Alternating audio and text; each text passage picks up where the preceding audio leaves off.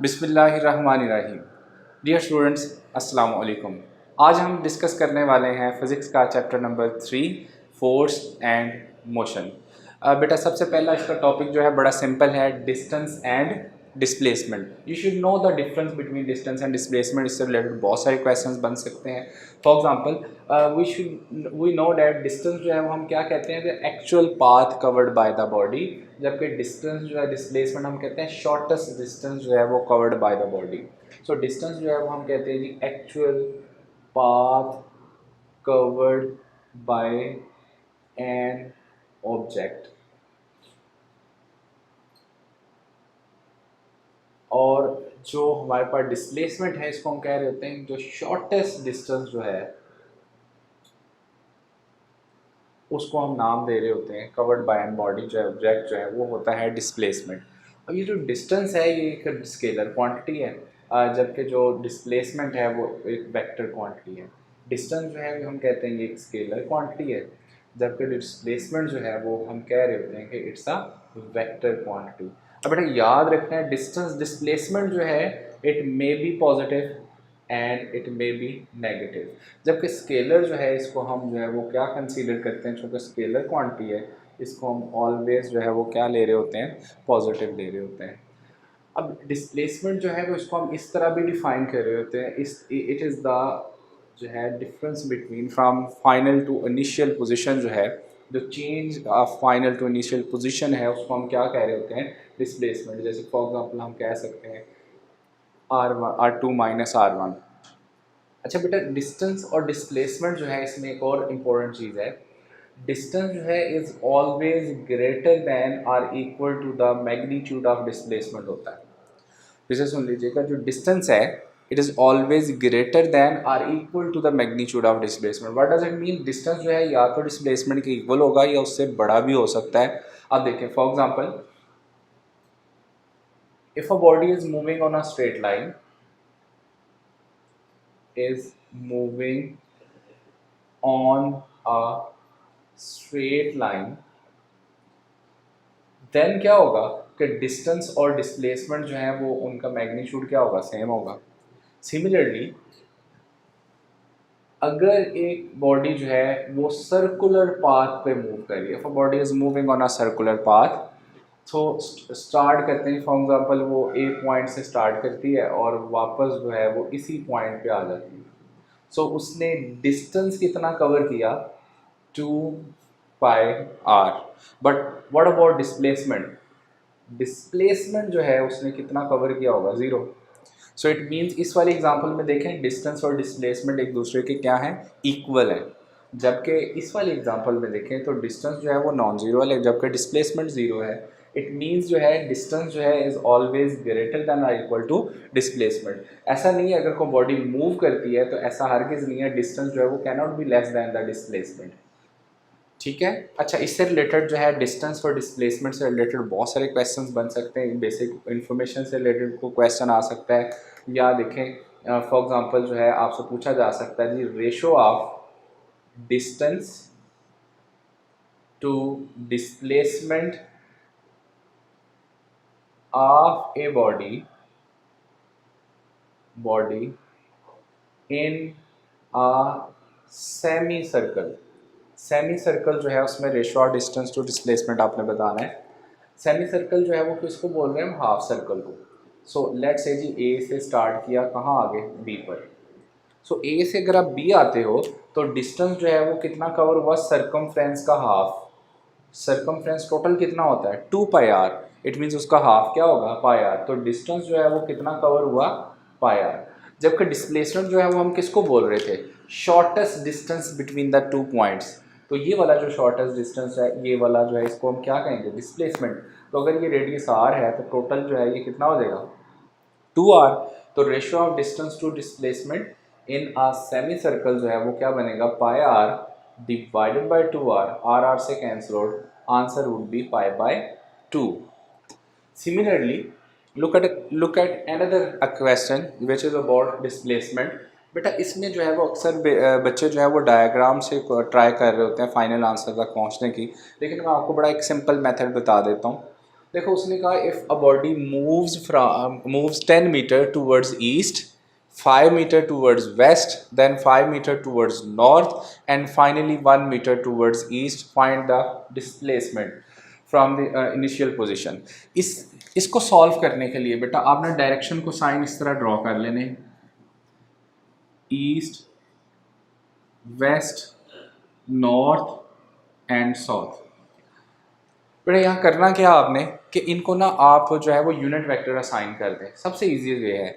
अब जैसे कि मैं इसको यूनिट वेक्टर अगर असाइन करता हूँ आई, तो वेस्ट को जो यूनिट वेक्टर असाइन करूँगा वो कौन सा होगा, माइनस आई। नॉर्थ को जो है अगर मैं यूनिट वेक्टर असाइन कर देता हूँ जे, तो साउथ के लिए जो है वो यूनिट वेक्टर कौन सा होगा, माइनस जे। सो अब आपने क्या करना है, यहाँ पर जो वैल्यूज़ गिवन है उसके अकॉर्डिंग जो है वो डिस्प्लेसमेंट वेक्टर बना लेना, उसका मैग्नीट्यूड ले लेंगे, we will get the displacement. देखें कैसे, उसने कहा 10 मीटर टूवर्ड्स ईस्ट, तो 10 मीटर टूवर्ड्स ईस्ट का मतलब होगा 10 I। नेक्स्ट उसने कहा है 5 मीटर टूवर्ड्स नॉर्थ, तो इसको मैं कहूँगा 5J। देन उसने कहा जी 5 मीटर टूवर्ड्स जो है इसमें एंड 5 मीटर ही उसने कहा है जी टूवर्ड्स जो है वो वेस्ट, तो वेस्ट की तरफ जो है वो हम -5I लिख लेंगे। फाइनली उसने कहा जी 1 मीटर टूवर्ड्स ईस्ट, सो इसको हम कह देंगे जी 1I। अब देखो कि अब यहाँ से आप डिस्प्लेसमेंट वेक्टर जो है वो आप कैलकुलेट कर लेते हैं कि ये क्या है जी, हम इसमें 10 + 1 कितना हो जाएगा 11I, -5I, आगे देखें जी +5J, और इसमें जो हमारे पास जो है वो इस तरफ आंसर जो है जी इसमें हमारे पास टोटल जो है वो क्या बन जाएगा, 11 - 5 6I +5J, ये आपके पास जो है वो क्या आ जाएगा, डिस्प्लेसमेंट। सो अब देखें कि उसने कहा क्या था कि एक बॉडी है 10 मीटर टूवर्ड्स ईस्ट मूव कर रही है, आपने उसको 10I असाइन कर दिया। उसने कहा जो है वो 5 मीटर टूवर्ड्स वेस्ट है, आपने उसको -5 जो है असाइन कर दिया। उसके बाद उसने कहा जी कि 5 मीटर टूवर्ड्स नॉर्थ है, आपने उसको जो है वो जे वेक्टर जो है ना यूनिट वेक्टर असाइन कर दिया। और फाइनली उसने कहा था 1 मीटर टूवर्ड्स ईस्ट, तो आपने जो है वो उसको आई ही कंसीडर किया। अब आपने क्या करना है, सिंपली जो है वो आपने इसका मैग्नीट्यूड फाइंड करना है, you will get the answer. So magnitude जो है 6² + 5² एंड इट इज़ 36 + 25 √। अब इसमें आप इनको ऐड कर लें and you will get the answer. तो 11 फिर 6, अब ये आपके पास जो है वो √61 जो है हो जाएगा। अप्रॉक्सीमेटली जो है आपका आंसर जो है वो यहाँ पर क्या आ जाएगा, 8 मीटर। सो आपने उसमें से आंसर में देख लेना, ऑप्शन में जो इसके नियर बाय होगा वही आंसर होगा। तो बेटा आपने इस तरह का जब भी कोई क्वेश्चन आए उसमें आपने यूनिट वेक्टर असाइन कर देना है, डायरेक्शन को साइंस ड्रॉ कर लें, उनको यूनिट वेक्टर असाइन करें और डायरेक्टली जो है आप उसको सॉल्व करें, you will get the answer. फिर नेक्स्ट हम टॉपिक डिस्कस करने जा रहे हैं एवरेज स्पीड। इससे रिलेटेड जो है बहुत इंपॉर्टेंट क्वेश्चन जो है अक्सर पेपर में आपको जो है वो ई कैट के पेपर में मिलेंगे। एवरेज स्पीड जो है वो क्या होती है, बड़ा बेसिक फार्मूला जो है वो इसका क्या है, total distance over total time. Basic formula change नहीं होना, कंडीशंस चेंज हो सकती हैं। अब देखो total distance divided by total time. अब सपोज करें कि बॉडी जो है वो दो डिस्टेंस कवर करती हैं डिफरेंट टाइम इंटरवल में, तो हम कह सकते हैं कि S1 + S2 divided by T1 + T2। Similarly अगर जो है वो आपको पेपर में जो है वो इसका डिफरेंट टाइप के क्वेश्चन आ सकते हैं। एक ऐसा क्वेश्चन हो सकता है जिसमें आपको टोटल डिस्टेंस गिवन हो और टोटल टाइम गिवन हो, आपने जस्ट सिंपल क्या करना है, total distance over total time, you will get the answer. Second situation ये हो सकती है कि दो अलग अलग डिस्टेंस गिवन हो, फिर आपने जो है और अलग टाइम इंटरवल भी दो डिफरेंट गिवन हो, तो आपने उसमें फॉर्मूला अप्लाई करना है S1 + S2 divided by T1 + T2। Sometimes ऐसा भी हो सकता है कि आपको डिस्टेंसेस की बजाय स्पीड गिवन हो दो टाइम इंटरवल के लिए। तो हमें पता है कि सिंस जो है वो वेलोसिटी जो है वो हम कह रहे हैं डिस्टेंस ओवर टाइम होती है, तो डिस्टेंस किसके इक्वल होगा, velocity into time. It means कि हम यहाँ पुट कर सकते हैं डिस्टेंस की जगह v1 t1 + v2 t2 divided by t1 + t2। सो अब देखो तीन सिचुएशंस हो गई। अगर आपको डिस्टेंस और टाइम गिवन हो, दूसरी सिचुएशन क्या है कि दो डिस्टेंस और विद टू टाइम इंटरवल जो है वो गिवन हो, तो आपने S1 plus S2 divided by T1 plus T2 वाला फार्मूला अप्लाई कर देना है। थर्ड कंडीशन ये हो सकती है कि आपको स्पीड गिवन हो और साथ टाइम इंटरवल्स गिवन हो, फिर आपने ये वाला फार्मूला अप्लाई कर देना है। अच्छा, दो इसके ना स्पेशल केसेस हैं, वो क्या क्या है। फॉर एग्जाम्पल आपसे कहा जाए if a body moves with 100 metre पर second for 2 hours, then to move 200 metre पर second for another 2 hour, what will be its average velocity। इस वाले क्वेश्चन में बेटा नोट करें क्या सेम है, टाइम इंटरवल सेम गिवन है। अगर टाइम इंटरवल सेम गिवन है mean T1 is equal to T2। अगर टाइम इंटरवल सेम हो फिर आप इसी फॉर्मूले को कैसे यूटिलाइज करेंगे, हम कहेंगे जी वी एवरेज जो है, जो स्पीड है वो आपके पास देखें वो कह रहा है S1 या इसको जो है वो V1 T1 प्लस हम कह रहे हैं V2 T2 divided by T1 plus T2। देखो यहाँ हमें स्पीड्स गिवन थी इसलिए मैंने इस वाले फॉर्मूले को अप्लाई कर दिया। अच्छा, इसमें देखो उसने कहा टाइम इंटरवल सेम है, पहले 2 घंटे के लिए उसने 100 मीटर पर सेकंड से मूव किया है, नेक्स्ट 2 आवर्स के लिए 200 मीटर पर सेकंड के लिए मूव किया है। इट मीन्स कि टाइम इंटरवल सेम है, तो अगर टाइम इंटरवल सेम है तो मैं इसको लिख सकता हूँ V1t plus V2 into T divided by T plus T plus T क्या हो जाएगा 2t और ऊपर से t कॉमन आ जाएगा। सो फाइनली जो है वो टी से अगर कैंसिल आउट हो जाता है, you will get the answer V1 plus V2 divided by 2t, और ये ऊपर वाला t कॉमन आ गया, इससे कैंसिल आउट हो गया, एंड फाइनली आपके पास फॉर्मूला क्या बना है जी V1 plus V2 divided by 2। तो बेटा याद रखना है कि ये वाला एवरेज वेलोसिटी का फार्मूला जो कि सॉरी स्पीड का हम कैलकुलेट कर रहे हैं, एवरेज स्पीड का फार्मूला कब यूज़ होना है, जब टाइम इंटरवल सेम हो, V1 plus V2 divided by 2। Basic formula यही है, टोटल डिस्प्लेसमेंट और डिस्टेंस ओवर टोटल टाइम। तो इसमें अगर आपको डिस्टेंसेस गिवन हो तो सेकंड वाला फार्मूला अप्लाई कर देना है, अगर स्पीड्स के साथ जो है वो कोई क्वेश्चन गिवन हो तो थर्ड वाला फार्मूला अप्लाई कर देना है। एक और सिचुएशन की तरफ देखते हैं, ये वाला फार्मूला कब अप्लाई होना है, जब टाइम इंटरवल सेम हो। तो इसका आंसर क्या होगा, इसको पहले कैलकुलेट कर लेते हैं। V1 is 100, V2 is 200 divided by 2 and simply your answer is 150 metre पर सेकेंड। अब एक और सिचुएशन डिस्कस कर लेते हैं। इसमें जो है उसने कहा है कि कार है, उसने ट्रैवल किया है Lahore to Islamabad with 100 metre पर second, then return to Lahore with 200 metre पर सेकेंड। अब ज़रा गौर करें कि यहाँ पर जो है Lahore to Islamabad and Islamabad to Lahore क्या बेसिकली सेम है, डिस्टेंस सेम है। यहाँ टाइम इंटरवल सेम था, इस वाले क्वेश्चन में डिस्टेंस सेम है। अगर डिस्टेंस सेम हो तो हम जो है यहाँ पर फार्मूला जो है वो सेकंड वाला ज़रा अप्लाई करके देखते हैं यहाँ पर। तो V average will be equal to S1 plus S2 divided by T1 plus T2। अब डिस्टेंस सेम है तो S1 और S2 को मैं दोनों को S लिख लेता हूँ, लेकिन बेटा बात ये है कि यहाँ पर जो है वो हमें जो है वो गिवन जो है यहाँ क्वेश्चन जो है उसमें स्पीड्स के साथ ये गिवन है, स्पीड के साथ, तो हमें डिस्टेंस को ना स्पीड से रिप्लेस करना है। इसका मतलब ये हुआ कि मैं इसको लिख सकता हूँ V average is equal to distance जो है मैं इसको लिखूँगा V1 इंटू वी, इसमें कह लें V1 इंटू टी, और प्लस जो है यहाँ आ जाएगा, इसलिए इसको हम डिस्टेंस नीचे वाले के ऊपर जो है वो आपके पास टोटल डिस्टेंस क्या आ जाएगा 2s, नीचे T1 प्लस T2 है, इसको हमें रिप्लेस करना है। सो सिंस वेलोसिटी स्पीड जो है हम कह रहे हैं distance over time, so time will be equal to distance over speed.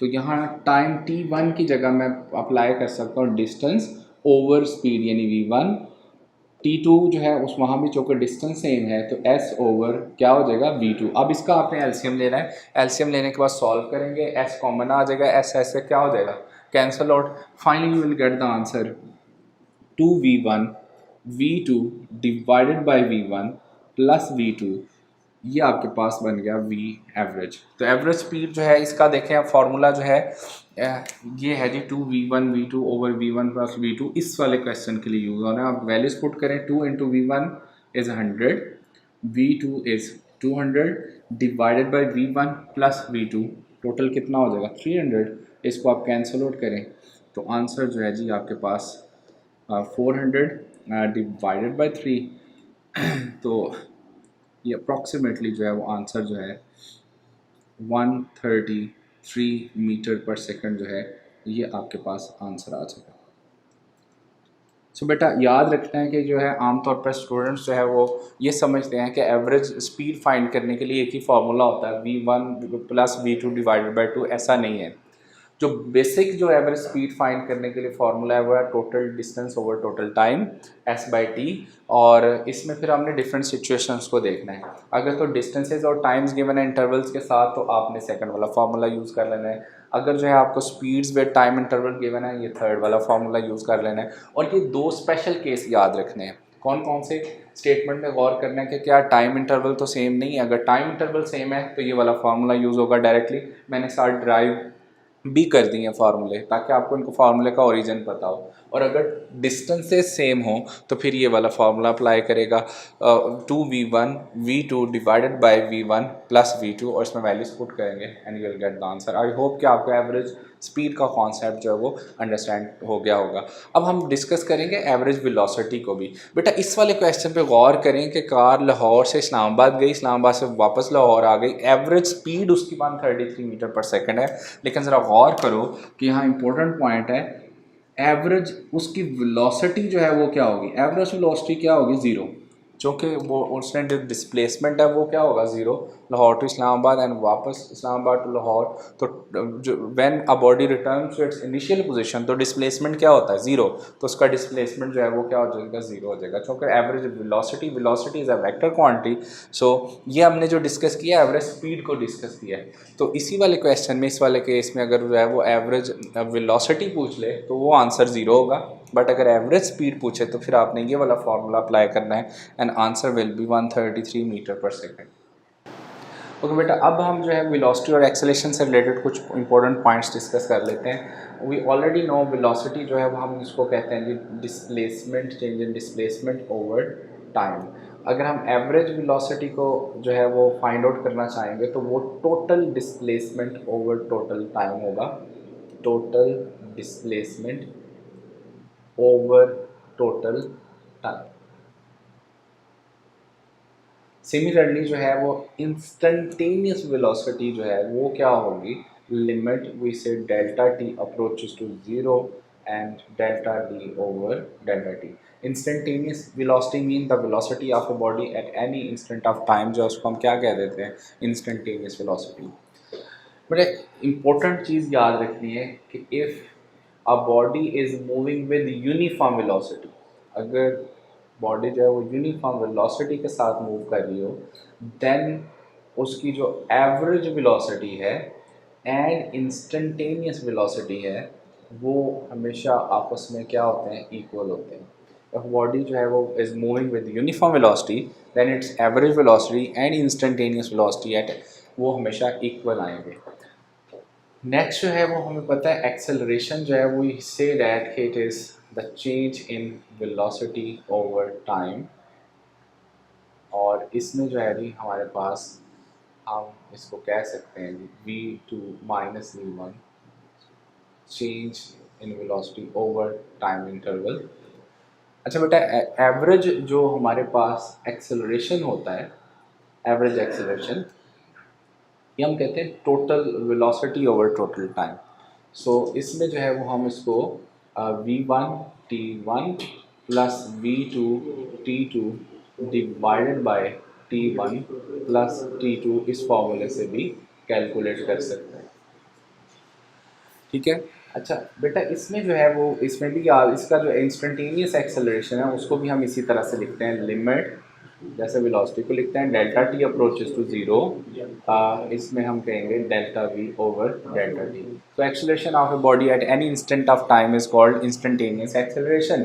अच्छा, इसमें भी इंपॉर्टेंट पॉइंट बेटा याद रखना है, if a body is moving with uniform acceleration, if a body is moving with uniform acceleration, अगर उसका एक्सेलरेशन यूनिफॉर्म है under the action of uniform acceleration then जो है हम कहेंगे कि उसका एवरेज एक्सेलरेशन और इंस्टेंटेनियस एक्सेलरेशन जो है वो आपस में क्या होंगे? इक्वल होंगे। तो ये दोनों पॉइंट इंपॉर्टेंट है, याद रखना है। अगर कोई बॉडी यूनिफॉर्म वेलोसिटी से मूव कर रही है उसके एवरेज और इंस्टेंटेनियस वेलोसिटीज इक्वल होते हैं।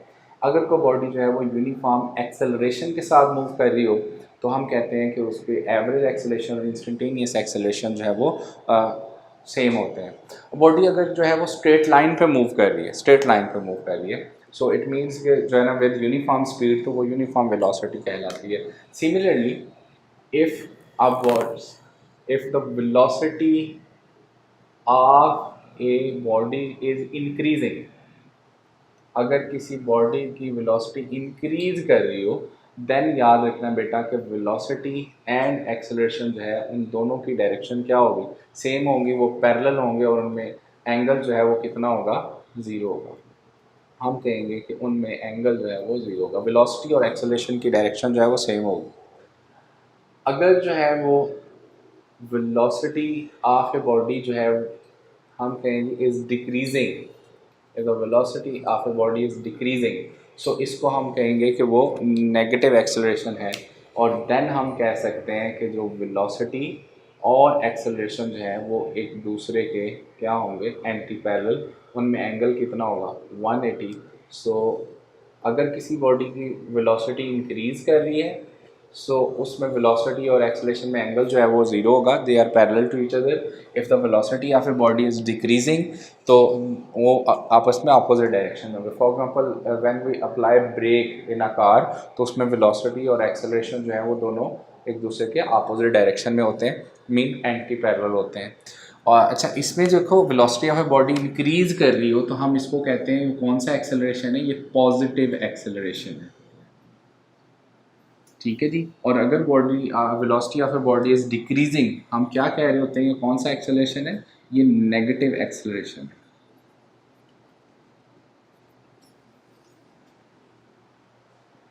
बेटा वेलोसिटी टाइम ग्राफ जो है ये pictorial display between velocity and time usually use किया जाता है किसी भी ऑब्जेक्ट की मोशन को एनालाइज करने के लिए। इसके कुछ कर्व जो है इंपॉर्टेंट है, पेपर पॉइंट ऑफ व्यू से इंपॉर्टेंट हो सकते हैं, आपको फिगर के थ्रू पूछा जा सकता है कि इसकी मोशन बॉडी की बताएं क्या होगी। वेलोसिटी टाइम ग्राफ में ये सबसे फर्स्ट वाला कर्व देखते हैं। अगर आपको जो है वेलोसिटी टाइम ग्राफ गिवन हो और लाइन जो है वो एक्स एक्सेस के अलॉन्ग यानी टाइम एक्सेस के अलॉन्ग इस तरह से स्ट्रेट लाइन हो, सो इट मीन्स दैट कि हम कहेंगे कि बॉडी इज़ एट रेस्ट। ये रिप्रेजेंट कर रहा होगा कि बॉडी रेस्ट पे है। अगर आपको जो है वो जो लाइन जो है वो स्ट्रेट लाइन हो parallel to time axis, straight line हो parallel to velocity time graph जो है उसमें कोई भी स्टेटमेंट गिवन हो कि in velocity time graph straight line is parallel to time axis, ये किसको रिप्रेजेंट करेगी, if it is parallel to time axis हम कहेंगे कि ये जो है वो यूनिफॉर्म वेलोसिटी को रिप्रेजेंट कर रही है। अब अगर ये यूनिफॉर्म यहाँ वेलोसिटी यूनिफॉर्म है, तो इसमें इसका जो स्लोप है वो होगा ज़ीरो एंड एक्सेलरेशन भी जो है वो होगा zero, because velocity time graph में slope of velocity time graph जो है वो किसके इक्वल होता है, एक्सेलरेशन के इक्वल होता है। सो स्लोप ऑफ अगर ज़ीरो है तो एक्सेलरेशन भी यहाँ डेफिनेटली ज़ीरो होगा। अच्छा बेटा, एक इम्पोर्टेंट बात यहाँ याद रखनी है कि यहाँ वेलोसिटी टाइम ग्राफ में जो स्ट्रेट लाइन है वो पैरेलल टू टाइम एक्सेस हो सकती है, but perpendicular to the time axis नहीं हो सकती, बिकॉज वो इनफाइनाइट एक्सेलरेशन को शो करती है। मींस के इस तरह नहीं हो सकता कि जो आपके पास वेलोसिटी टाइम ग्राफ हो उसमें जो आपके पास जो लाइन है वेलोसिटी टाइम ग्राफ में जो स्ट्रेट लाइन है वो परपेंडिकुलर टू टाइम एक्सेस हो, ये इम्पॉसिबल है, बिकॉज ये किसको, इनफाइनाइट एक्सेलरेशन को शो करती है, जो कि पॉसिबल नहीं है। सो अगर स्ट्रेट लाइन जो है पैरेलल टू टाइम एक्सेस हो, आपने कहना वेलोसिटी यूनिफॉर्म है, slope zero and acceleration is zero. Similarly अगर जो है इस तरह का कर्व हो, इसमें देखो कि समटाइम्स में बच्चे इस वाले और इस वाले में कंफ्यूज होते हैं। ये यूनिफॉर्म वेलोसिटी है जिसमें slope zero and acceleration zero है। इसमें वेलोसिटी यूनिफॉर्मली हम कहेंगे वेलोसिटी जो है वो यूनिफॉर्मली इंक्रीज कर रही है, velocity is uniformly increasing, uniform तो है but it is uniformly increasing. So इसमें जो स्लोप है वो आपके पास क्या आएगा, पॉजिटिव, एंड इट मीन्स कि if velocity is uniformly increasing तो एक्सेलरेशन जो है वो भी यहाँ क्या होगा, पॉजिटिव होगा, स्लोप भी पॉजिटिव होगा, एक्सेलरेशन भी पॉजिटिव होगा, एंड इट रिप्रेजेंट कि वेलोसिटी इज़ यूनिफॉर्मली इंक्रीजिंग। इस वाले में वेलोसिटी जो है वो हम कह रहे हैं यूनिफॉर्मली क्या कर रही है, डिक्रीजिंग। और इस वाले में डेफिनेटली जो स्लोप है वो नेगेटिव है, सो एक्सेलरेशन भी जो है वो क्या होगा, नेगेटिव होगा। अच्छा, ये जो भी अक्सर पेपर में जो है वो पूछे जा सकते हैं, इस वाले कर्व में देखें वेलोसिटी इंक्रीज होते होते क्या हो गई है, कांस्टेंट। अब वेलोसिटी अगर इंक्रीज करते करते इसमें वेलोसिटी इंक्रीजिंग है, अब इंक्रीज होते होते वेलोसिटी जो है वो अब देखिए तो इस पॉइंट पे आके क्या हो गई है, कांस्टेंट। तो यहाँ आके जो है वो एक्सेलरेशन क्या हो गया, ज़ीरो। वेलोसिटी इंक्रीज करते करते जो है वो क्या हो गई है, कांस्टेंट हो गई। और लेकिन एक्सेलरेशन जो है, इसका मतलब जो है कि ये डिक्रीजिंग एक्सेलरेशन का कर्व है, इसको हम कह सकते हैं कि ये डिक्रीजिंग एक्सेलरेशन का कर्व है। वेलोसिटी, बिकॉज वेलोसिटी इंक्रीज होते होते जो है वो यहाँ पर आप देखें तो क्या हो गई है, कांस्टेंट हो गया। वेलोसिटी कांस्टेंट हो जाए तो एक्सेलरेशन क्या हो जाता है, ज़ीरो हो जाता है। ये वाला जो है वो इंक्रीजिंग एक्सेलरेशन का कर्व होगा इसमें, बिकॉज वेलोसिटी जो है वो क्या कर रही है, थ्रोट इंक्रीज कर रही है, वेलोसिटी इज इंक्रीजिंग। यहाँ वेलोसिटी इंक्रीज करते करते कांस्टेंट हो गई थी, तो इसलिए हम कह रहे थे डिक्रीजिंग एक्सेलरेशन का कर्व है। तो यहाँ जो है वो स्लोप कम होते होते होते क्या हो गया, ज़ीरो। यहाँ स्लोप जो है वो बढ़ता जा रहा है, इट मीन वेलोसिटी इंक्रीज कर रही है तो एक्सेलरेशन भी इंक्रीज कर रहा है, तो इंक्रीजिंग एक्सेलरेशन का कर्व है।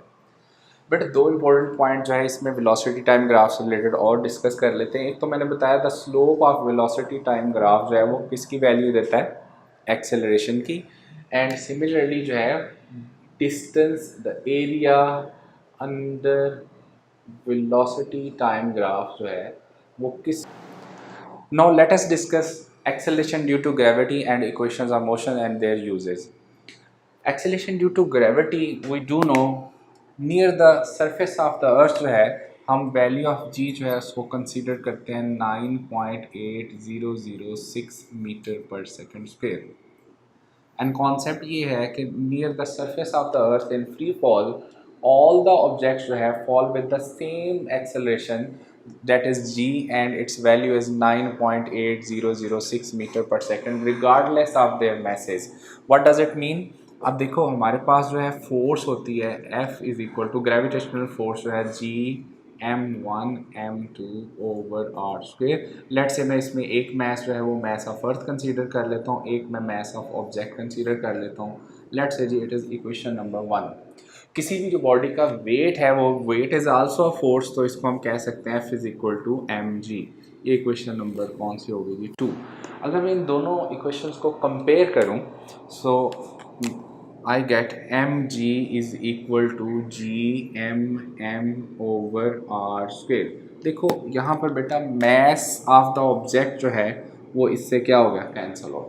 यही मैंने कहा है कि near the surface of the earth all the objects in free fall with the same acceleration due to gravity, that is 9.8006 meter per second square regardless of their masses. What does it mean? Value of g जो है वो mass of object पे depend नहीं करती। देखिए mess mess से cancel out हो गया, सो वैल्यू ऑफ जी यहाँ से जो है वो हम कह सकते हैं किसके इक्वल होती है, G m over are square. अच्छा, अब ये जो कि हम कह रहे हैं कि value of G is constant और near the surface of the earth and, और इसकी वैल्यू जो है वो हम 9.8 सपोज कर रहे होते हैं। इक्वेशंस ऑफ मोशन जो है ये हमारे पास 3 इक्वेशंस ऑफ मोशन हम जो है वो यूजुअली इन यूज़ होती हैं हमारे ड्यूरिंग न्यूमेरिकल्स एंड बहुत सारे मल्टीपल चॉइस जब हम सॉल्व करेंगे। First one is v f is equal to v i plus a t, s is equal to v i t plus half a t square, 2as is equal to v f square minus v f square. आप देख सकते हो इन तीनों equation of motion में जो है वो 4 variables हैं। वेलोसिटी, इसमें देखें फाइनल वेलोसिटी है, initial velocity, acceleration and time है। इसमें भी देखें हमारे पास डिस्टेंस है, वेलोसिटी है, टाइम है एंड एक्सेलरेशन है।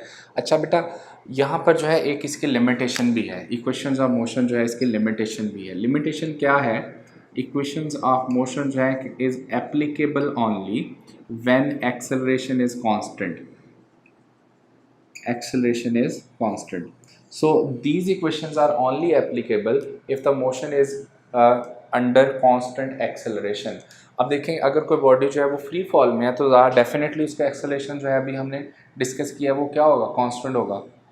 तो ये वाली क्वेश्चन जो है वो इक्वली एप्लीकेबल होंगे इन फ्री फॉल, कोई भी फ्री फॉल का केस है आप डिस्कस कर रहे हो। इससे रिलेटेड ना कुछ एग्जांपल्स डिस्कस कर लेते हैं जिनमें जो है वो इस तरह के क्वेश्चन आ सकते हैं। For example stopping distance, stopping car जो है उसके आप ब्रेक अप्लाई करते हो और आपसे कहा जाए कि आपने ना उसका स्टॉपिंग डिस्टेंस, जैसे कि बेटा एग्जांपल है अ बॉडी इज़ थ्रोन अपवर्ड और आपको कहा जाए कि ये बताएं कि कितनी उसने हाइट कवर की, total height covered by the body उसने पूछा, लेट्स से इस क्वेश्चन में। सो अब देखें कि अगर बॉडी को हम ऊपर थ्रो करते हैं विद सम इनिशियल वेलोसिटी, तो फाइनल वेलोसिटी जो है वो क्या होगी at the highest point zero. It means हमें हाइट बतानी है, तो हम सेकंड इक्वेशन ऑफ मोशन यहाँ यूज़ कर सकते हैं, एफ इज़ इक्वल टू, यहाँ पर अगर देखें या फाइनल वेलोसिटी के लिए जो है हम टोटल हाइट फाइंड करनी है, तो यहाँ हम जो है ये इक्वेशन जो है वो वन भी यूज़ कर सकते हैं, v f is equal to v i two a s is equal to v f square minus v l square. अच्छा बेटा इसमें देखो हमें टोटल हाइट बताना है। अब मैंने जैसे कहा कि फाइनल वेलोसिटी जो है उसकी हाईएस्ट पॉइंट पे क्या होगी, ज़ीरो हो जाएगी।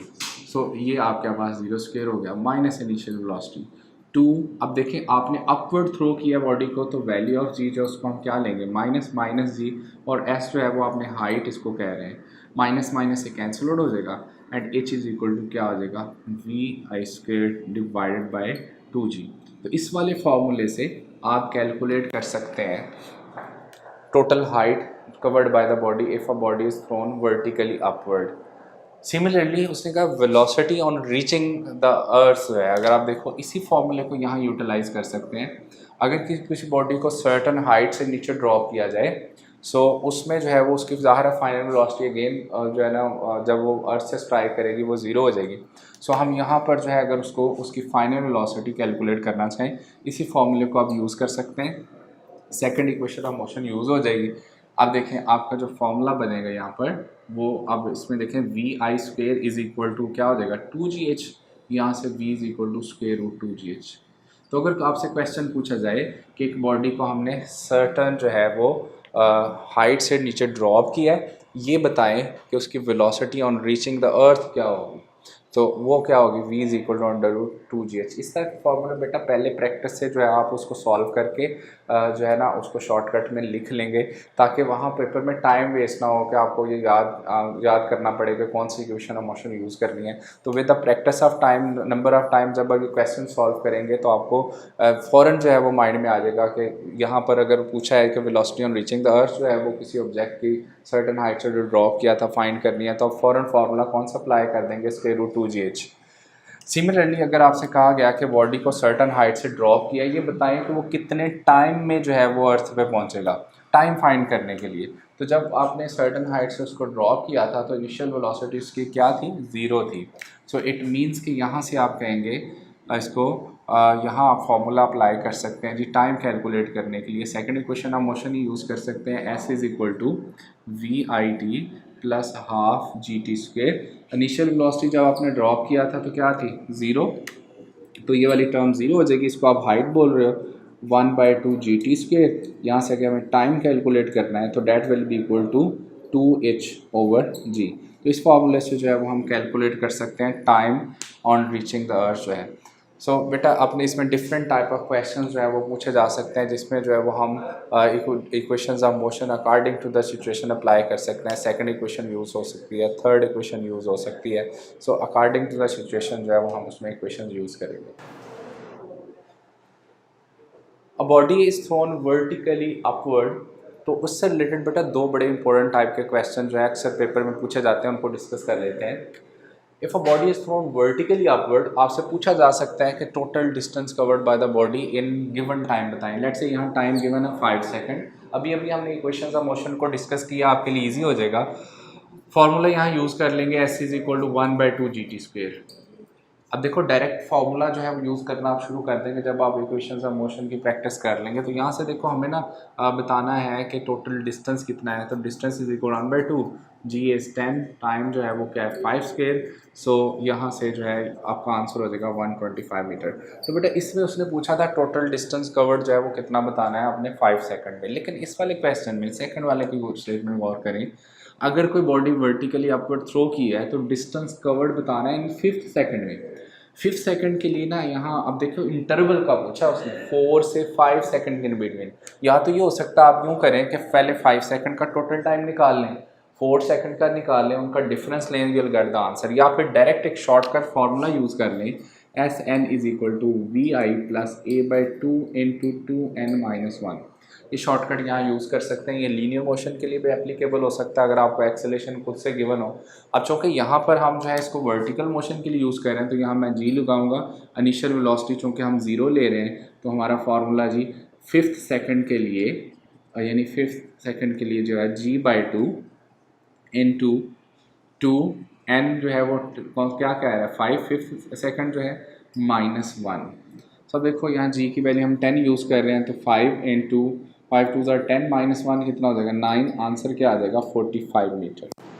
तो बेटा टोटल 5 सेकंड में उसने कितना डिस्टेंस कवर किया 125 मीटर, लेकिन 5th सेकंड में कितना डिस्टेंस कवर किया 45 मीटर। सिमिलरली अगर आप यहाँ पर 1 सेकंड पुट करके देखें, सो आपका आंसर जो है वो 1st सेकंड के लिए जो है वो क्या आ जाएगा। अब इसमें देखिएगा 5 मीटर आप कैलकुलेट करके देखें। इसी तरह से जो है यहाँ पर नेक्स्ट जो है वो 2nd सेकंड के लिए अगर आप कैलकुलेट करके देखेंगे, तो आपका आंसर जो है वो आ जाएगा 15 मीटर। 3rd सेकंड के लिए आप कैलकुलेट करेंगे, you will get answer 25 metre. 4th second के लिए कैलकुलेट करके देखिएगा, आंसर जो आपका आ जाएगा 45 मीटर जो है वो यहाँ पे 35 मीटर। और इसी तरह से 5th सेकंड के लिए हमने कैलकुलेट किया, आंसर कितना आया 45 मीटर। इन सब को ऐड करेंगे सो आपका आंसर जो है वो क्या हो जाएगा 125 मीटर। सो इस तरह का क्वेश्चन है, इंपॉर्टेंट है। 1st second 3rd second, 2nd 3rd 4th और 5th सेकंड के लिए आपके पास आ सकता है जी, डिस्टेंस कैलकुलेट करके बताएं। अच्छा बेटा, आपकी बुक में भी ये 5 इन्फॉर्मेशन में इंपॉर्टेंट कर्व है। अगर कोई बॉडी अपवर्ड थ्रो किया वर्टिकली, उसका डिस्टेंस टाइम ग्राफ किस तरह का बनेगा, that will be a parabola इस शेप में। और अगर जो है बॉडी को आपने वर्टिकली अपवर्ड थ्रो किया, उसका वेलोसिटी टाइम ग्राफ जो है that would be a straight line. Half उसका जो है वो पॉजिटिव वाली साइड पे आना, चूँकि जब वो रिटर्न टू द ग्राउंड वापस आती है तो अपनी डायरेक्शन रिवर्स करती है, तो हाफ जो है वो स्ट्रेट लाइन नीचे आएगी। तो ये अपवर्ड के लिए जो है वो, और ये वाला जो है वो फिर डाउनवर्ड के लिए जो है आपका कर्व। तो वेलोसिटी टाइम ग्राफ जो है वो क्या होगा स्ट्रेट लाइन, और डिस्प्लेसमेंट टाइम ग्राफ जो है ये क्या होगा पैराबोला।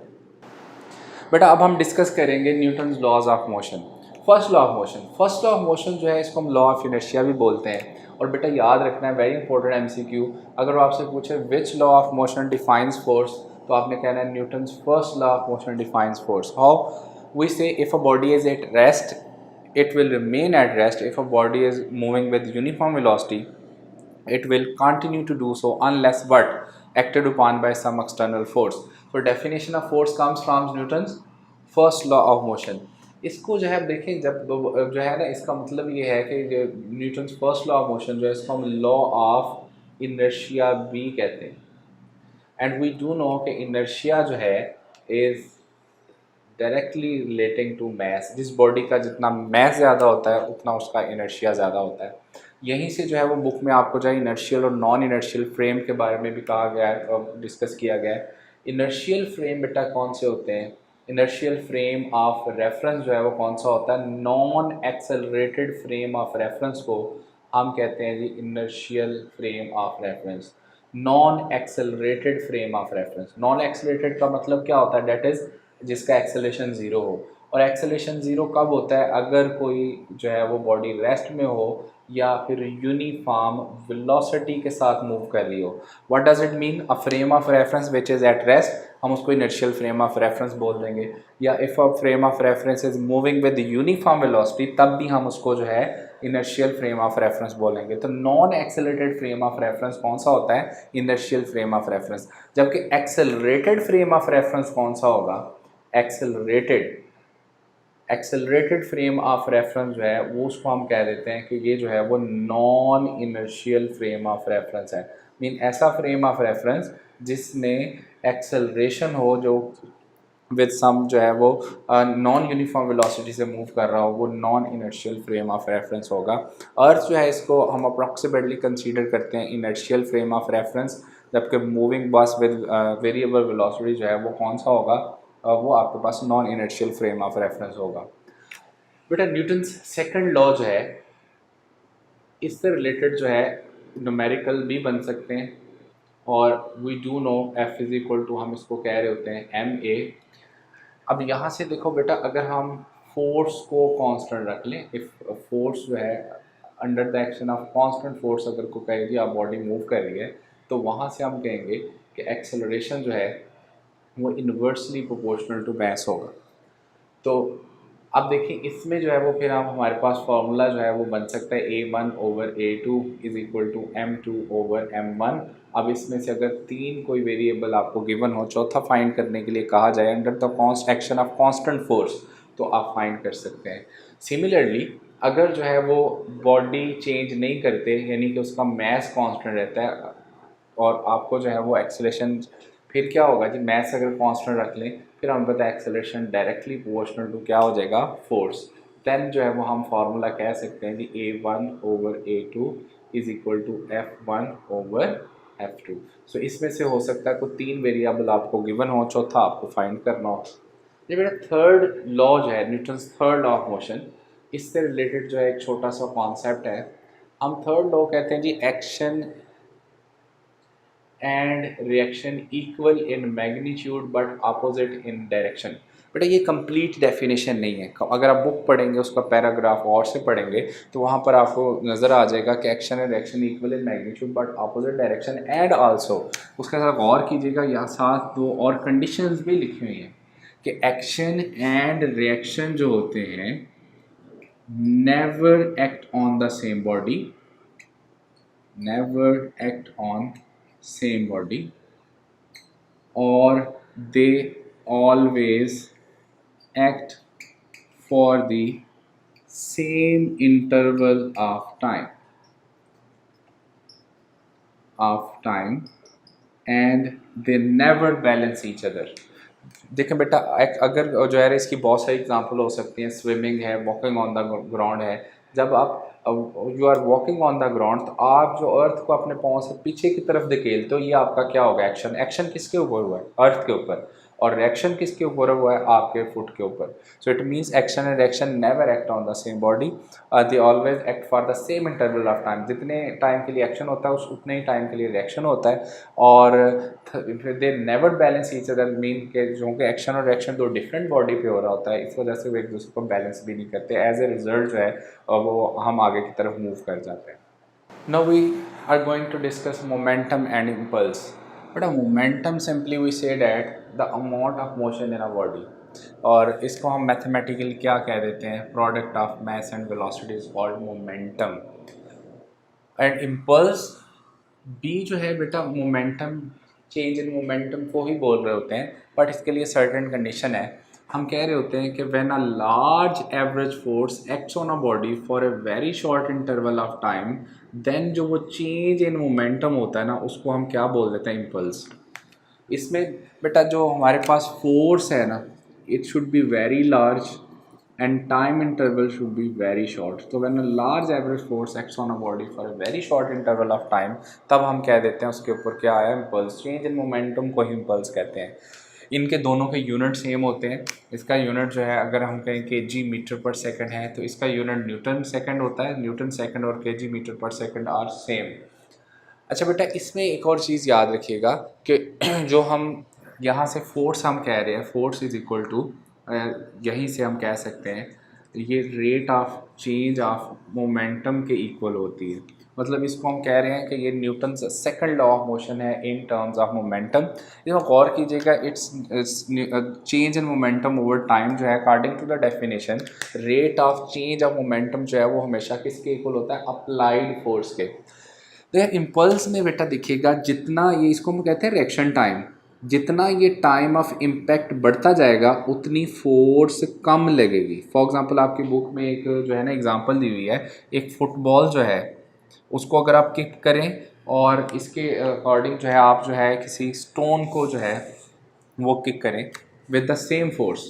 अगर आप एक स्टोन को हिट करते हो विद द सेम फोर्स, या आप एक बॉल फुटबॉल को हिट करते हैं विद द सेम फोर्स। अब इसमें देखें फुटबॉल के केस पे चूँकि वो फ्लेक्सिबल होता है तो आपका वो अंदर की तरफ चला जाता है। सो क्या बढ़ता है, टाइम ऑफ इम्पैक्ट बढ़ जाता है। अगर टाइम ऑफ इम्पैक्ट बढ़ेगा तो फोर्स जो है, रिएक्शन फोर्स क्या हो जाएगी, कम हो जाएगी। ऑन द अदर हैंड जब आप स्टोन की बात करते हो तो स्टोन के साथ जब आप इम्पैक्ट में आते हैं तो उस वक्त जो है वो क्या होता है, रिएक्शन टाइम जो है वो टाइम ऑफ इम्पैक्ट बहुत कम हो जाता है, इसीलिए रिएक्शन फोर्स बढ़ जाती है और you will get hurt. So this is a concept of basically impulse. ये जो एक्सप्रेशन है rate of change of momentum of a body जो है इज इक्वल टू व्हाट, क्या होता है, अप्लाइड फोर्स। इससे रिलेटेड बहुत से क्वेश्चन बन सकते हैं। For example if a body of mass 5 kilogram is moving with the velocity of 10 metre पर सेकंड, और कहता है जी उसकी वेलोसिटी 20 मीटर पर सेकंड हो जाती है इन 2 सेकंड, तो बताएं अप्लाइड फोर्स क्या होगी। वी डू नो कि rate of change of momentum जो है वो आपके पास जो है वो किसके इक्वल होता है, अप्लाइड फोर्स के। सो यहाँ पर आप इसको मैस उसका कितना बताया हुआ है 5 और इनटू चेंज इन वेलोसिटी कितना है 20 माइनस 10 10 हो जाएगा, और आपको अगर जो है उसमें टाइम बताया हुआ 2 सेकंड्स, तो आंसर जो है वुड बी 25 न्यूटन। तो यहाँ बॉडी पे कितनी फोर्स अप्लाई की होगी 25 Newton. But law of conservation of linear momentum जो है m1v1 plus m2 v2 is equal to m1 यहाँ पर v1 prime plus m2 v2 prime. इससे रिलेटेड छोटे मोटे बहुत से न्यूमेरिकल बन सकते हैं, उनकी प्रैक्टिस ऑलरेडी आपने बुक में भी की होगी। फॉर एग्जांपल इसी की एक एप्लीकेशन है recoil velocity of the gun. अब देखें बेटा, जब आप गन जो है उसको ऑपरेट करते हो तो उस पर law of conservation of momentum apply हो जाता है। किसी भी टाइप का बेटा को लेंगे नोट, दो चीज़ें हमेशा जो है वो कंजर्व रहेंगी, टोटल एनर्जी और total momentum always remains conserve. इस पर अगर law of conservation of momentum apply करें तो देखें उसकी जो रिकॉइल वेलोसिटी आती है वो क्या आती है -mv divided by capital M। तो इससे रिलेटेड वो क्वेश्चन बन सकते हैं। इसमें स्मॉल m जो है वो मास ऑफ द बुलेट है, v small v mass of the sorry velocity of the bullet है, capital M mass of the gun होगा, और ये जो है v प्राइम इसको हम कह रहे हैं recoil velocity. Why recoil velocity of the gun is very small as compare to gun, because उसका मास बहुत ज़्यादा होता है। तो गन का चूँकि मास बहुत ज़्यादा होता है तो इसलिए जो है उसकी जो रिकॉइल वेलोसिटी है वो बहुत कम हो जाती है। मतलब जब फायर करेंगे तो जो बैकवर्ड जर्क लगेगा वो as compare to speed of the bullet बहुत ही कम होगा, because mass of the gun is very very greater than the as compare to mass of the bullet. ये वाला कॉन्सेप्ट ज़रूर रिवाइज कर लीजिएगा बेटा। Last topic of chapter number 3 but very very important, इसमें से ऑलमोस्ट एक क्वेश्चन जो है वो कंफर्म होता है, प्रोजेक्टाइल मोशन। इसके ना बेसिकली जो क्वेश्चंस आएंगे उसमें ना आपने सबसे पहले स्टेटमेंट रीड आउट करने के बाद उसके ना 2 कैटेगरीज में डिवाइड कर लेना है। पहला ये होता है जी, अगर कोई बॉडी जो है वो ग्राउंड से थ्रो की है वर्ड अपवर्ड, सो वो पॉइंट ऑफ प्रोजेक्शन से कहाँ जाएगी मैक्सिमम हाइट, एंड देन जो है वो वापस पॉइंट ऑफ लैंडिंग पे आ जाएगी। तो from point of projection to point of landing जो प्रोजेक्टाइल मोशन हो रही होती है वो under the acceleration of constant acceleration due to gravity हम कह रहे होते हैं कि ये जो है वो मोशन एग्जीक्यूट हो रही होती है। बेटा पॉइंट ऑफ प्रोजेक्शन पर जो है याद रखना है कि जो प्रोजेक्टाइल मोशन है उसकी जो वेलोसिटी है वो मैक्सिमम होती है कहाँ कहाँ पर, at the point of projection and at the point of landing जो है उसकी वेलोसिटी मैक्सिमम होती है। और प्रोजेक्टाइल की वेलोसिटी जो है वो मिनिमम जो है वो कहाँ होती है, eight the point of maximum height जो है वो उसकी वेलोसिटी जो है वो मिनिमम होती है, बट मिनिमम ज़रूर होगी but not equal to zero throughout the motion from point of projection to point of landing. बेटा कभी भी वेलोसिटी ज़ीरो नहीं होती।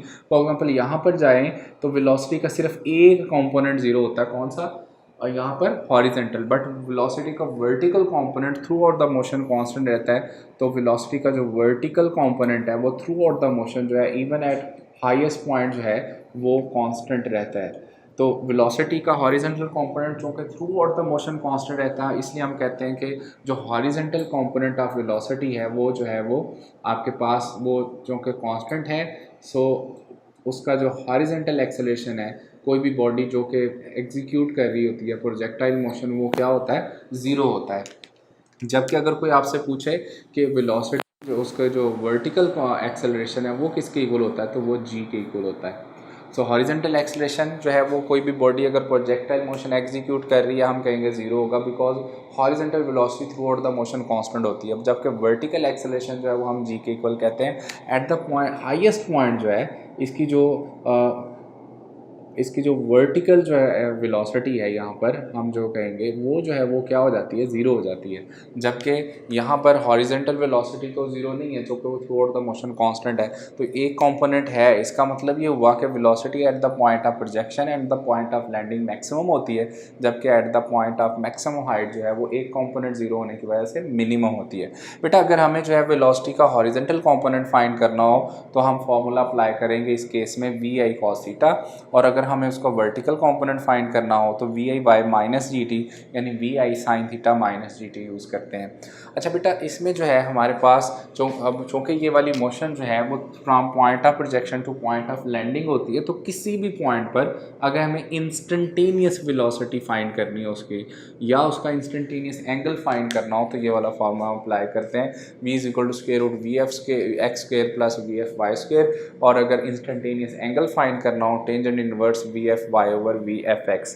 अच्छा बेटा ये वाला जो केस था ये कौन सा था, जब हमने किसी प्रोजेक्टाइल को ग्राउंड से थ्रो किया अपवर्ड डायरेक्शन में। ये वाला केस क्या है कि जब हम when a body is throne horizontally from a certain height, आपने किसी ऑब्जेक्ट को हॉरिजेंटली थ्रो किया सर्टन हाइट से। आप किसी हाइट पे खड़े थे, फॉर एग्जांपल आप वाई हाइट पे खड़े थे फ्रॉम ग्राउंड, और आपने एक बॉडी को हॉरिजेंटली थ्रो किया, तो इनिशियली उसमें कौन सी वेलोसिटी है, हॉरिजेंटली, बट इनिशियली उसमें जो है वो वर्टिकल वेलोसिटी का जो इनिशियल कंपोनेंट होगा वो क्या होगा, ज़ीरो। सो इस वाले केस में जो है अगर हमें कोई कहीं वर्टिकल डिस्टेंस फाइंड करना है तो डेफिनेटली आप फार्मूला कौन सा यूज़ करते हो, second equation of motion according y is equal to 1/2 GT square. अगर कोई जी हॉरिजेंटल डिस्टेंस कवर करना है, जो फाइंड करना है, तो आपने जो है x is equal to v i x multiply by t वाला फार्मूला यूज़ करना है। इसमें आपको इनिशियली जो है वो हॉरिजेंटल वेलोसिटी गिवन होनी चाहिए, आप उसको डायरेक्टली टाइम के साथ मल्टीप्लाई कर दोगे। अब यहाँ से बेटा आप टाइम भी फाइंड कर सकते हैं कि अगर वो कितने टाइम बाद जो है वो, अगर कोई आपसे पूछे कि इस वाले क्वेश्चन में कि एक बॉडी है उसको थ्रो किया horizontally from a certain height, ये बताएं कितने टाइम बाद आके वो यहाँ ग्राउंड से हिट करेगी, तो इस वाले फार्मूले से वो टाइम भी आप जो है वो कैलकुलेट कर सकते हो, that is 2y divided by जो है वो क्या हो जाएगा ओवर जी। तो यहाँ से जो है वो आप टाइम भी नोट कर सकते हो। तो आपने बेसिकली जो है वहाँ क्वेश्चन पढ़ लेना है, उसमें का क्या कहा हुआ है कि उसने अगर ग्राउंड से उसको थ्रो किया अपवर्ड या किसी सर्टन हाइट से थ्रो किया। अगर सर्टन हाइट से थ्रो किया है तो उसमें ये वाले फॉर्मूले यूज़ होंगे। आप हॉरिजॉन्टल डिस्टेंस फाइंड करना आपसे पूछा जा सकता है, वर्टिकल डिस्टेंस फाइंड जो है ना हाइट आपसे पूछी जा सकती है, या फिर टाइम जो है वो कितने टाइम बाद आके वो ग्राउंड से हिट किया ये पूछा जा सकता है। बेटा कुछ इंपॉर्टेंट क्वेश्चंस डिस्कस कर लेते हैं प्रोजेक्टाइल मोशन से रिलेटेड। हमें पता है कि हमें 3 एक्सप्रेशन वैसे याद होने चाहिए अच्छे से, मैक्सिमम हाइट का, हॉरिजॉन्टल रेंज का, टाइम ऑफ फ्लाइट का।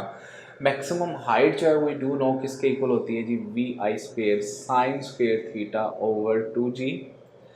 हॉरिजॉन्टल रेंज जो है वो do know V I square over G sine 2 theta. फिर इसी तरह से टाइम ऑफ फ्लाइट जो है वो हमें पता है वो होती है 2vi sine theta divided by G. कुछ इंपॉर्टेंट पॉइंट्स नोट कर लीजिएगा।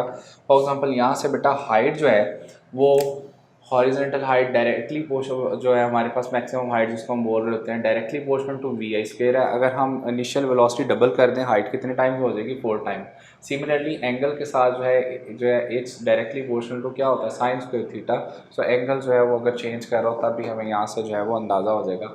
सिमिलरली रेंज भी डायरेक्टली प्रोपोर्शनल टू क्या होती है जी, वी आई स्क्वायर। अगर हम जो है वो यहाँ पर डबल कर लें इनिशियल वेलोसिटी तो रेंज भी कितने टाइम्स हो जाती है, 4 टाइम्स। जबकि अगर हम अदर फैक्टर्स को कांस्टेंट रखें तो टाइम ऑफ फ्लाइट जो है वो डायरेक्टली प्रोपोर्शनल टू क्या होता है, इनिशियल वेलोसिटी। सिमिलरली बेटा यहाँ पर जो है हमारे पास जो रेंज है इसमें हमें पता है कि जो मैक्सिमम होती है, रेंज कब मैक्सिमम होगी ये सबको पता है, जब एंगल कितना हो 45, क्योंकि साइन 2 थीटा है ना, तो 2 × 45 क्या हो जाएगा 90, साइन 90 मैक्सिमम होता है। अब कभी कभी स्टूडेंट्स जो है कंफ्यूज होकर मिस्टेक कर सकते हैं, जब वो पूछेंगे ये बताओ कि हाइट मैक्सिमम कब होगी, किस एंगल पे होगी, तो मैक्सिमम हाइट जो है वो किस एंगल पे होगी, अगर जो है आपने उसको थ्रो किया एट द एंगल ऑफ 90, तो तब वो जो है ना हाइट मैक्सिमम होगी। जब मेरे टाइम ऑफ फ्लाइट जो है यहाँ पर इससे रिलेटेड अक्सर 2 क्वेश्चन जो है बड़े इंपॉर्टेंट आते हैं। वो क्या क्या कि जी आप बताएं time to reach at maximum height, अगर आपसे पूछा है time to reach at maximum height, तो देखो इसमें जो है उसने पूछा है हाफ वे का डिस्टेंस, टोटल नहीं पूछा, उसने कहा time to reach at maximum height. Total आपके पास टाइम कितना है, 2 VI sin theta over g. अगर आपसे टोटल टाइम ऑफ फ्लाइट पूछा जाए तब ये वाला फॉर्मूला अप्लाई करोगे, 2 VI sin theta over g. लेकिन अगर उसने पूछा जी आपसे time to reach at maximum height, यहाँ तक पूछा है तो हाफ उसने पूछा है, इट मीन्स फिर आपका फॉर्मूला होगा 2 VI sine of theta over G. ये वाला फॉर्मूला क्या है, time to reach at maximum height. अच्छा बेटा, रेंज से रिलेटेड भी एक शॉर्टकट इंपॉर्टेंट याद रखिएगा, जिन भी दो एंगल्स का सम जो है वो आपके पास 90 आ रहा हो, इट मीन्स उन पर रेंज जो है वो इक्वल होती है। फॉर एग्जांपल आप 60 और 30 जो है इन पर रेंज इक्वल होती है, 70 और 20 पे रेंज इक्वल होगी, 50 और 40 पे रेंज इक्वल होगी। तो जिन भी दो एंगल्स का सम जो है वो 90 आ रहा हो, हमने कहना है कि उन पे ना रेंज जो है वो क्या होती है, इक्वल होती है। बट ये जो हमारे पास मैक्सिमम हाइट है, टाइम ऑफ फ्लाइट है, हॉरिजॉन्टल रेंज है, इनसे इनके जो आपस में जो रिलेशन है वो भी बड़े इंपॉर्टेंट है। फॉर एग्जांपल अगर हम रेंज और हाइट का रिलेशन देखें तो वो क्या बनता है, R tangent theta divided by 4h। इससे रिलेटेड बहुत सारे क्वेश्चन सॉल्व हो जाते हैं डायरेक्टली अगर ये रिलेशन पता हो। For example a body thrown at angle 45, if its range is 40 metre, बताएं कि मैक्सिमम हाइट कितनी होगी। अगर आपको ये रिलेशन नहीं पता तो आपके लिए क्वेश्चन बड़ा मुश्किल हो जाएगा। बट देखो, अब देखो 45 का मतलब है मैक्सिमम रेंज, तो R maximum is equal to क्या हो गया, 4 जो कि यहाँ टेंजेंट 45 पुट करोगे 1 हो जाएगा। अब यहाँ से देखो अगर आपने मैक्सिमम हाइट फाइंड करनी है तो आर मैक्सिमम डिवाइडेड बाय क्या हो जाएगा, 4। अब इसमें वैल्यू पुट करें, रेंज जो है वो 40 बताई हुई है, डिवाइडेड बाय जो है वो 4, आंसर क्या हो जाएगा 10 मीटर। सो जरा गौर करें, अगर जो है वो रेंज मैक्सिमम हो तो आप देखें कि फिर जो है वो आप देखें कि जो मैक्सिमम से मैक्सिमम रेंज हो सकती है वो 4 times of the maximum height हो सकती है। सिमिलरली अगर हम रिलेट करें हाइट और टाइम ऑफ फ्लाइट को, आप टाइम ऑफ फ्लाइट का जो स्क्वायर लेके उसको हाइट से डिवाइड करेंगे तो आपके पास जो है h/g ये आपके पास आता है जी g/8 इंटू टी स्क्वायर। ये रिलेशन जो है वो किसका है, हाइट और टाइम ऑफ फ्लाइट का। यहाँ से g/t अगर 8 कांस्टेंट है तो h जो है वो डायरेक्टली प्रोपोर्शनल टू क्या होगा, t स्क्वायर। तो अगर बेटे टाइम ऑफ फ्लाइट डबल हो जाए तो जो मैक्सिमम हाइट है वो कितने टाइम्स हो जाएगी, 4 टाइम्स हो जाएगी। सो अगर आपको टाइम ऑफ फ्लाइट गिवन हो वहाँ से आप जो है वो हाइट फाइंड कर सकते हैं। अगर आप रेंज और हाइट को देखें, जैसे एक क्वेश्चन है कि हाइट और रेंज है बताएं किस एंगल पे जो है वो सेम होते हैं, तो देखो यही वाला जो फार्मूला है R tangent theta is equal to 4 अगर हाइट और रेंज सेम कर दें तो थीटा इज इक्वल टू क्या हो जाएगा, टेंजेंट इनवर्स 4, और वो कितना आता है 76 आता है। आपको पता है इस तरह का बुक में जो है वो एक शॉर्ट क्वेश्चन भी है। सो बेटा इसमें जो है वो आपने फॉर्मूले रिवाइज करने हैं, इससे रिलेटेड जो एक्सरसाइज में क्वेश्चन देखने हैं कि कौन कौन से हैं उनको आपने सॉल्व करना है, उनकी प्रैक्टिस करनी है। इंशाल्लाह प्रोजेक्टाइल मोशन से रिलेटेड अगर कोई क्वेश्चन आता है आप इजीली उसको सॉल्व कर लेंगे। बेटा प्रैक्टिस बुक से अच्छे से जो है इसके क्वेश्चंस जो है वो प्रिपेयर कीजिएगा सारे का। अगर किसी में प्रॉब्लम है वो आप हमसे कांटेक्ट भी कर सकते हैं। जितनी आप प्रैक्टिस करेंगे उतने ही इंशाल्लाह आपके रिजल्ट्स बेहतर हो जाएंगे। मुझे इजाज़त दीजिएगा। Thank you so much. अल्लाह हाफिज़।